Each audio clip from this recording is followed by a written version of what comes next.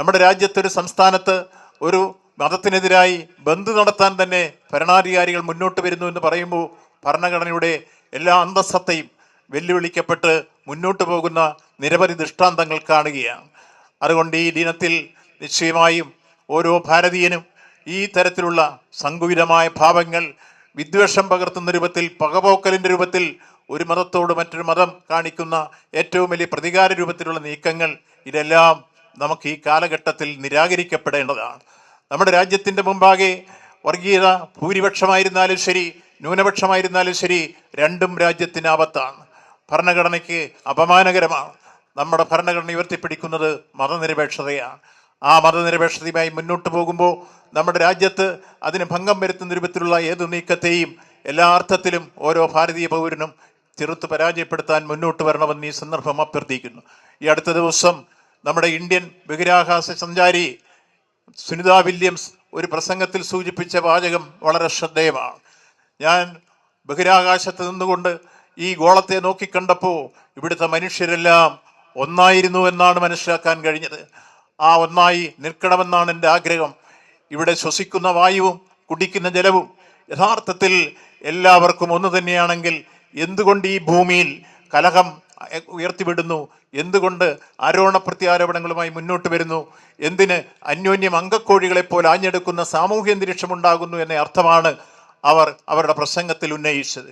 നമ്മുടെ രാഷ്ട്രത്തിൻ്റെ അഭിമാനമായ ബഹിരാകാശ സഞ്ചാരി സുനിത വില്യംസ് സൂചിപ്പിച്ച അർത്ഥവത്തായ വാക്കുകൾ നമുക്ക് ഈ രാജ്യത്തിൻ്റെ എല്ലാ തരത്തിലുള്ള സങ്കുചിത ഭാവങ്ങൾക്കും എല്ലാ തരത്തിലുള്ള വലിയ രൂപത്തിലുള്ള മതസ്പർദ്ധ രൂപത്തിലുള്ള നീക്കങ്ങൾക്കും എതിരെ ഏറ്റവും വലിയ സൂചനകളാണ്. അതുകൊണ്ട് ഈ കാലഘട്ടത്തിൽ ഒരൊറ്റ ജനത, ഒരൊറ്റ ഇന്ത്യ എന്ന കാഴ്ചപ്പാട് കൊണ്ട് വള്ളത്തോൾ പാടിയതുപോലെ ഭാരതമെന്ന് കേട്ടാൽ അഭിമാനപൂരിതമാകണം അന്തരംഗങ്ങളിൽ, കേരളമെന്ന് കേട്ടാലോ തിളയ്ക്കണം നമുക്ക് ചോരഞരമ്പുകളിൽ എന്ന ദേശാഭിമാന പ്രചോദിതമായ ഈരടികൾ നമുക്കെല്ലാം നെഞ്ചേറ്റിക്കൊണ്ട് ഈ റിപ്പബ്ലിക് ദിനത്തെ നമുക്കെല്ലാം നെഞ്ചേറ്റിക്കൊണ്ട് ഏറ്റവും മഹത്തായ പരിപാവനമായ ഈ ഭരണഘടന സംരക്ഷിക്കാൻ നമ്മളെല്ലാം ഒറ്റക്കെട്ടായി മുന്നോട്ട് പോകുമെന്ന് പ്രതിജ്ഞ ചെയ്യാം. അതാണ് ഈ റിപ്പബ്ലിക് ദിനത്തിൽ എനിക്ക് നൽകാനുള്ള സന്ദേശം. നമ്മുടെ രാജ്യത്തിൻ്റെ ഐക്യം, അഖണ്ഡത, അതേപോലെ തന്നെ മതനിരപേക്ഷത, ഇതെല്ലാം ഉയർത്തിപ്പിടിച്ചുകൊണ്ട് നമുക്ക് മുന്നോട്ട് പോകാൻ കഴിയണം. രാജ്യം സ്വാതന്ത്ര്യാനന്തര ഭാരതത്തിൽ എല്ലാ രംഗത്തും സമത്വസുന്ദരമായ ഒരു സാമൂഹ്യ സാഹചര്യം നമ്മൾ സ്വപ്നം കണ്ടിരുന്നുവെങ്കിൽ ആ സ്വപ്നം അതിൻ്റെ പൂർണ്ണാർത്ഥത്തിലും ലക്ഷ്യത്തിലും വ്യാപ്തിയിലും എത്തിക്കാൻ നമുക്ക് കഴിഞ്ഞില്ല. ഇന്നും നമുക്ക് പട്ടിണി എന്നത് രാജ്യത്തിൻ്റെ വിവിധ മേഖലകളിൽ നിൽക്കുമ്പോൾ കേരളമെന്ന ഒരു സംസ്ഥാനം മാത്രമാണ് അതിദാരിദ്ര്യ നിർമ്മാർജ്ജനം ചെയ്ത് മുന്നോട്ട് വരാൻ കഴിഞ്ഞ സാഹചര്യം സംജാതമായത്. അതേപോലെ തന്നെ ഉത്തരപൂർവ്വ ഭാരതത്തിൻ്റെ വിവിധ മേഖലകളിൽ ജാതിയുടെയും മതത്തിൻ്റെയും വർണ്ണത്തിൻ്റെയും വർഗത്തിൻ്റെയും ആചാരത്തിൻ്റെയും അനുഷ്ഠാനത്തിൻ്റെയും പ്രദേശത്തിൻ്റെയും പേരിൽ അന്യോന്യം അങ്കക്കോഴികളെപ്പോലെ ആഞ്ഞെടുക്കുന്ന സാമൂഹ്യ അന്തരീക്ഷങ്ങൾ ഉയർന്നു വരുമ്പോൾ നമ്മുടെ ഈ കൊച്ചു കേരളത്തിൽ കഴിഞ്ഞ ഒരു ദശാബ്ദക്കാലമായി നമുക്കറിയാം എവിടെയും എങ്ങും വർഗീയ കലാപങ്ങൾ ഉണ്ടാവുന്നില്ല. ശാന്തിയുടെയും സമാധാനത്തിൻ്റെയും അന്തരീക്ഷം ഉയർത്തി മുന്നോട്ട് പോകുന്ന ഈ കൊച്ചു കേരളം ഇന്ത്യക്ക് മാതൃകയാണ്.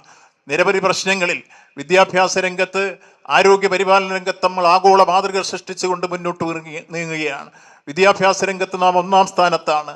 ഏതാണ്ട് 5 ലക്ഷത്തോളം ഭവനരഹിതരായ ആളുകൾക്ക് വീട് നിർമ്മിച്ചു കൊടുക്കാൻ കഴിഞ്ഞ കാലഘട്ടമാണ് ഈ കാലഘട്ടം. 62 ലക്ഷം പേർക്ക് നമ്മുടെ ഈ സംസ്ഥാനത്ത് പെൻഷൻ ലഭിക്കുന്ന സംസ്ഥാനമായി കേരളം മാറിയപ്പോൾ ഇപ്പോൾ സ്ത്രീ സുരക്ഷാ സംവിധാനത്തിൽ നിന്നുകൊണ്ട് ഏതാണ്ട് 32 ലക്ഷം പേർ കൂടി ഈ പ്രതിമാസം 1000 രൂപ വെച്ച് കൊടുക്കുന്ന സാഹചര്യം സംജാതമായിരിക്കുന്നു. അതേപോലെ തന്നെ നമ്മുടെ സംസ്ഥാനത്തെ പിന്നോക്കം നിൽക്കുന്നവരെ മുന്നോക്കം കൊണ്ടുവരാൻ സഹായിക്കുന്ന സാഹചര്യങ്ങൾ സംജാതമാക്കുന്ന നിരവധി പ്രവർത്തനങ്ങൾ ഇന്ത്യക്ക് മാതൃകയായി മുന്നോട്ട് നീങ്ങുന്നു എന്ന് ഞാൻ പറഞ്ഞതല്ല, നീതി ആയോഗ് ചൂണ്ടിക്കാണിച്ച പരമാർത്ഥങ്ങളാണ്. നമ്മുടെ സംസ്ഥാനം എല്ലാ നിലയിലും വ്യാവസായികമായി ഇന്ത്യക്ക് മാതൃകയായി 1-ാം സ്ഥാനത്തെത്തി നിൽക്കുന്നു എന്ന കാഴ്ചയും നാം കാണുകയാണ്.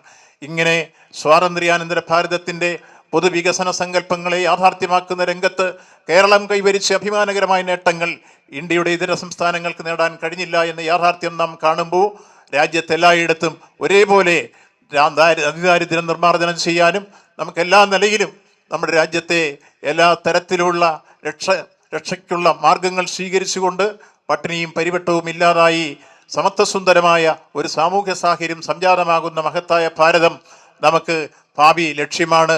അതിലേക്കുള്ള പ്രയാണത്തിൽ ഈ റിപ്പബ്ലിക് ദിനത്തിൽ നമുക്ക് രാജ്യത്തിൻ്റെ സുരക്ഷയും രാജ്യത്തിൻ്റെ വികസനവും രാജ്യത്തിൻ്റെ മുന്നേറ്റവും നമുക്കെല്ലാം മുന്നിൽ ലക്ഷ്യം വെച്ചുകൊണ്ട് എല്ലാവർക്കും ഒറ്റക്കെട്ടായി മുന്നോട്ട് നീങ്ങാം എന്ന് ഈ സന്ദർഭത്തിൽ നിങ്ങളോട് സൂചിപ്പിച്ചുകൊണ്ട് എല്ലാവർക്കും ഈ റിപ്പബ്ലിക് ദിനത്തിൻ്റെ സന്ദേശം നൽകിക്കൊണ്ട് ഞാൻ എൻ്റെ ചെറിയ വാക്കുകൾ അവസാനിപ്പിക്കുന്നു. നന്ദി, നമസ്കാരം.